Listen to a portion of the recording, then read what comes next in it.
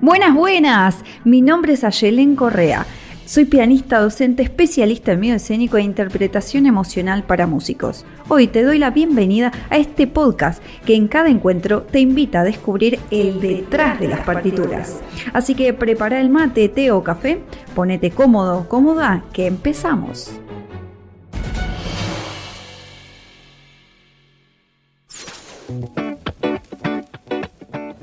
Buenas, buenas, ¿cómo están? Bienvenidos a este nuevo episodio del Detrás de las Partituras. Yo por acá estoy contenta, feliz porque el día está maravilloso. Un cielo despejado, azul y un sol que calienta y que da luz a todas las flores que están por ahí.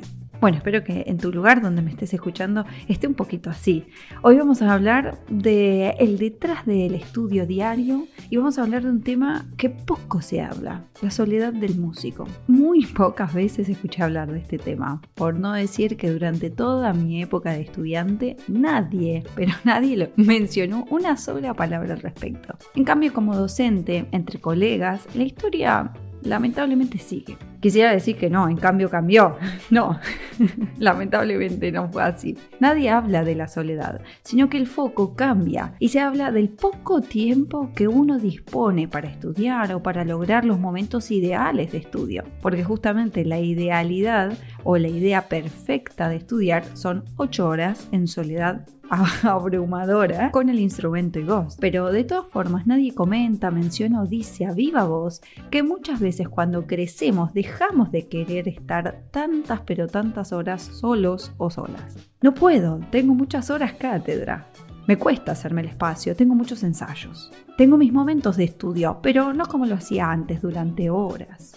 Estas son las frases que escuchamos entre colegas, casi como justificándonos ese momento, ¿no? Cuando somos profesionales y tomamos diferentes rumbos y casualmente no es el del mundo instrumental o el del concertista solista, es por algo. Durante los procesos de formación lo hacemos como nos dicen, como podemos o como nos surgen, pero pocos son los que disfrutan de pasar horas y horas estudiando, tocando o cantando solo. De igual forma, logramos sortear estos obstáculos y lo hacemos, lo terminamos haciendo, porque es así como conocemos la formación académica, ¿no? Pero no hay una decisión consciente, es algo que va pasando con el tiempo. Sin embargo, antes de comenzar a desmenuzar este concepto, me parece importante que debemos comprender qué es y qué significa la palabra soledad para poder hablar de ella. Y cómo no, voy a citar a algunos pensadores, filósofos de la historia que obviamente pasaron su vida hablando y pensando, analizando de estos temas increíbles. Uno de ellos es nuestro querido Aristóteles. Él decía que la soledad es un estado social, psicológico e intelectual necesario y por eso pensaba que el individuo necesitaba recuperar la capacidad de asomarse a su interior y el poder de la introspección.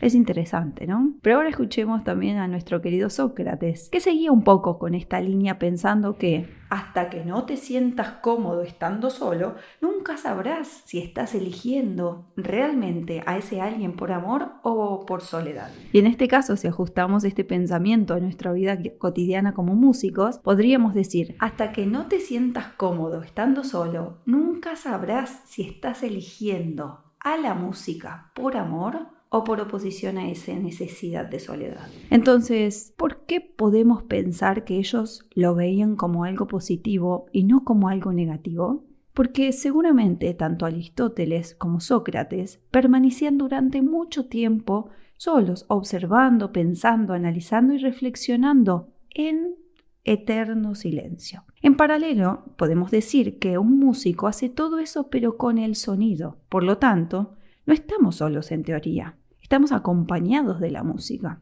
Pero el conflicto claramente no se radica acá en estar solos acompañados por la música, sino que comienza a surgir cuando eso duele, cuando la carencia se hace presente y es decir, cuando la necesidad le gana al deseo. ¿Cómo? Te estarás preguntando, ¿no? Te voy a dar algunos ejemplos. Cuando la necesidad de ser querido se pone por encima del deseo musical. Cuando la tristeza te invade por necesidad de estar donde no estás. O por ejemplo, cuando la angustia te traspasa por no alcanzar esa expectativa que tanto anhelas. Y es ahí donde el placer de estar jugando en compañía de la música ya no me alcanza, ya no te alcanza y no te sacia para absolutamente nada. Es acá donde las palabras de nuestro querido Nietzsche nos traen un concepto un tanto opuesto al que proponían nuestros queridos amigos Aristóteles y Sócrates.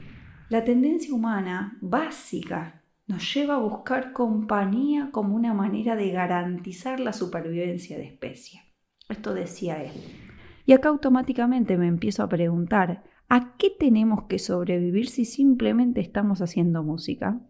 Bueno, y es ahí donde entra la dicotomía entre el deber y el hacer. Una dicotomía que pocas veces nos planteamos como músicos, artistas y profesionales del arte. ¿Nosotros queremos o debemos hacer música solos? Y yo te agrego, ¿es la única manera de hacer música?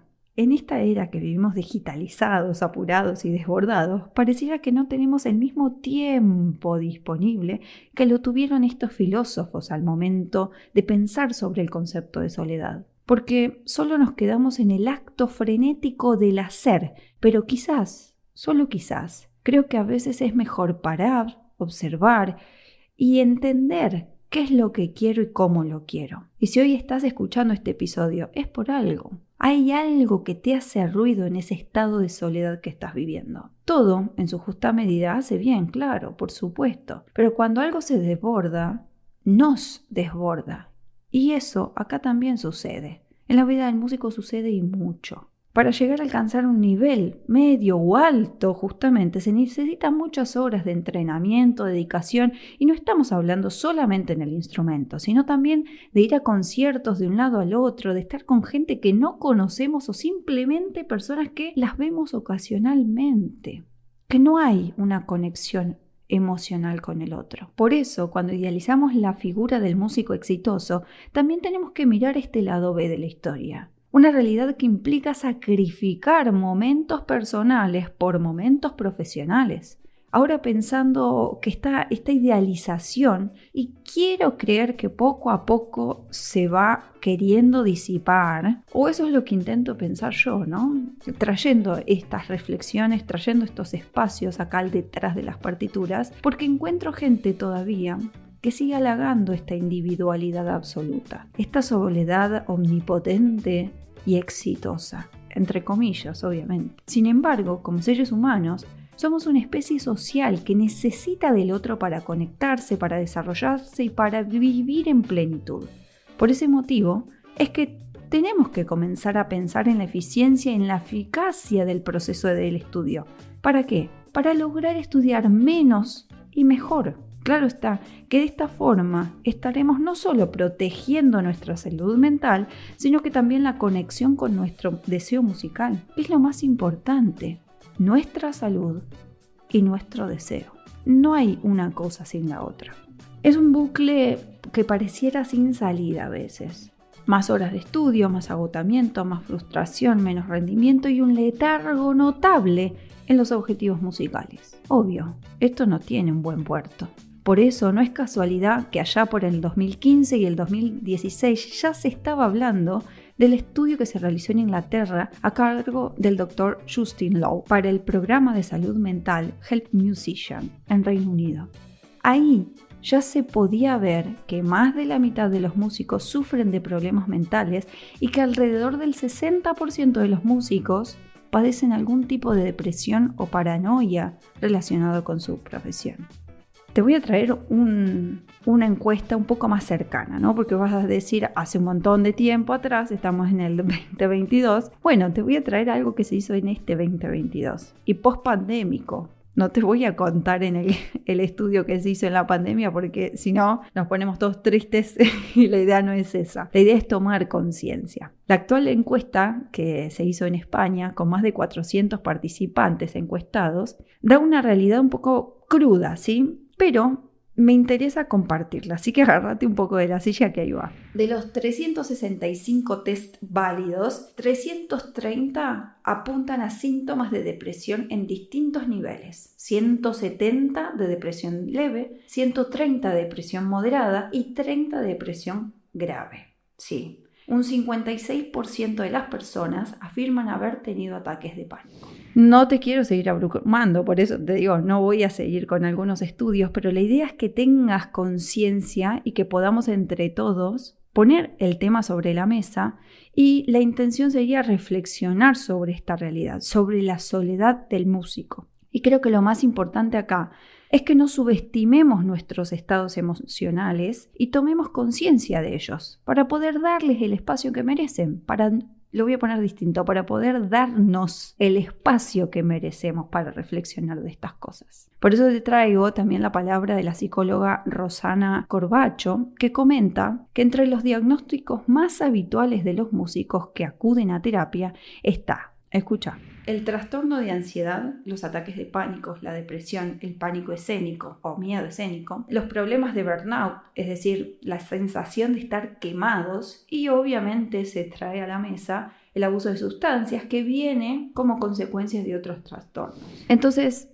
el bloqueo creativo del estudio o del incentivo musical no nace solamente de un estado pasajero o circunstancial. Quizá sea una alerta para que podamos atender algunas situaciones de base que nos están golpeando la puerta emocional. Y para ir cerrando un poco, te cuento que en la entrevista de la doctora María Montero y López Lena, de la Facultad de Psicología de la UNAM, define la soledad como un fenómeno psicológico multidimensional, esencialmente subjetivo y potencialmente estresante como producto de la deficiencia afectiva, social, física, y que pueden ser reales o percibidas, es decir, que las creas en tu mente. Y es acá donde ellas traen dos conceptos diferentes de la soledad, que es un poco lo que te traje, ¿no? Con Aristóteles, Sócrates y Nietzsche, ¿no? Dos visiones diferentes. Y ahora te la voy a enmarcar concretamente desde la perspectiva psicológica. Y es acá donde convergen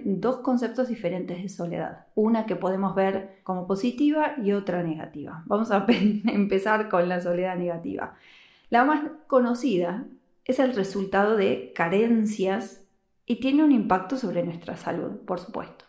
Proviene un desequilibrio entre lo que yo deseo y lo que percibo. Y ese desequilibrio me produce una sensación de vacío, y es a lo que llamamos soledad.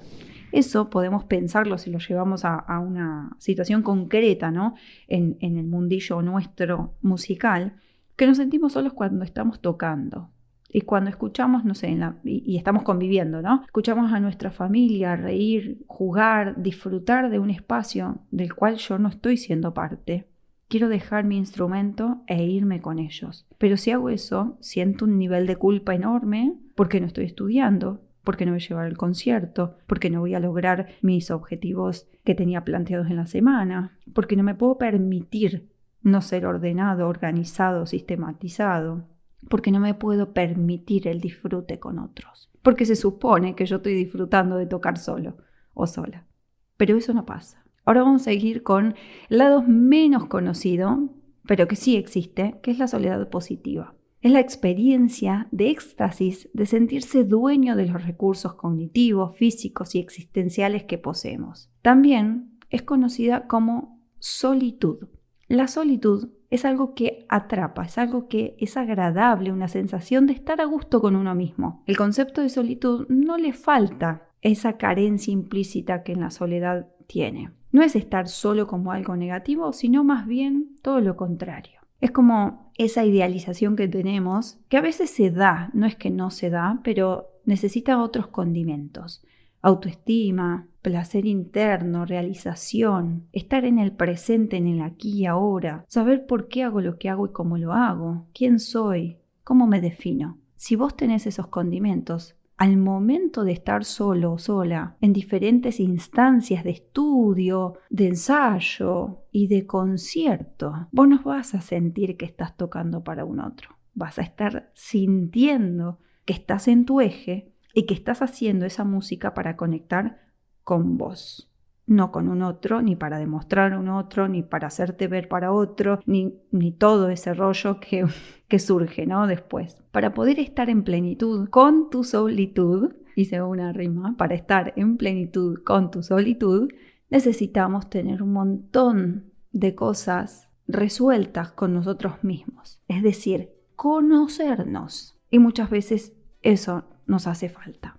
Y para cerrar este episodio del detrás del estudio y de la soledad del músico, te invito a escucharte, a pensarte y a analizarte como lo hacían nuestros filósofos Aristóteles y Sócrates, donde disfrutaban de esa solitud y no padecían del vacío de la soledad. Esta sería la forma más importante de tener presente cuándo es el momento de pedir ayuda, si es que así lo sentís. Si es que ya, así solo o sola, no podés más. Pongamos un manto de conciencia y un manto de ayuda y visibilización a esta realidad. Estudiar, progresar, ir para adelante con la música está muy pero muy bien, pero tenemos que cuidarnos, tenemos que atendernos y si vemos que hay algo que nos hace mal, que nos angustia, que nos entristece, pongámoslo sobre la mesa y hablemoslo. Porque ya viste los porcentajes. Hay una alta tasa de depresión y de muchos problemas ligados a esta soledad, a este vacío individual que padece el artista. Gracias por llegar hasta acá. Espero que me ayudes a compartir este episodio para poder llegar a más personas y tomar conciencia de esta realidad. Y te invito a disfrutar de esta solitud ligada al deseo del quehacer musical. Te abrazo a la distancia y te agradezco enormemente por estar en el detrás de las partituras. Hasta el próximo episodio.